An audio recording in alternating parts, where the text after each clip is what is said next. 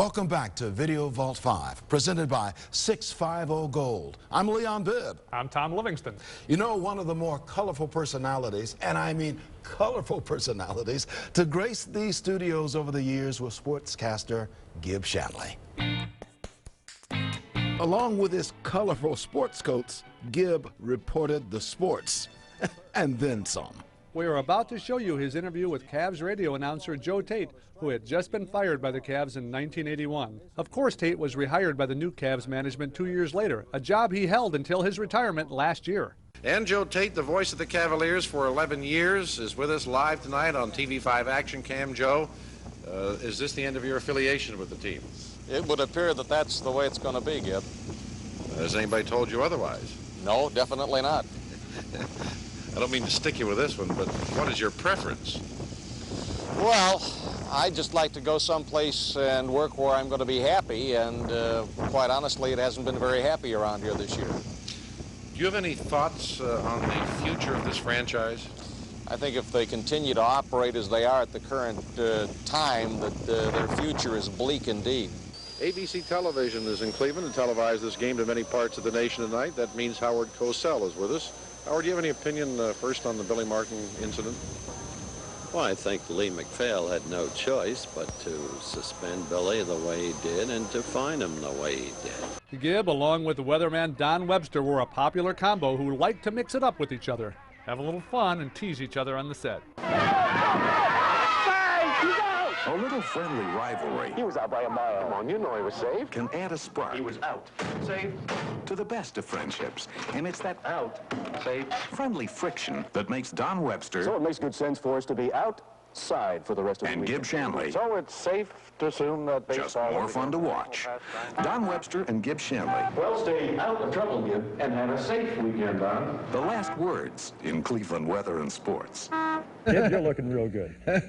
I meant to ask you, where do you have your hair cleaned? Where? I see you got people thinking that all over again. All over again. I couldn't resist. I don't bring up grandchildren and things like that to you. I keep that quiet. Not that quiet. Oh, well. During the Iranian hostage crisis in 1979, Gib showed he was not afraid to speak his opinion, even outside the world of sports. I know this is not sports, but it's an Iranian flag. And anybody from Iran in this country doesn't like it should leave. Ted? We'll be right back. That flag burning caused a huge sensation, and soon there were pro-Gib rallies on the streets of Cleveland. We're behind Gib Shanley 100%. All the hard hats. You tell them that. That's right. That's right. Go get our people and bring them back.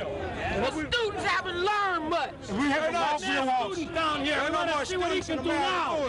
They're government sponsored. We want Carter on TV to explain to this nation why a 10th-rated nation can push us around like they're pushing us around.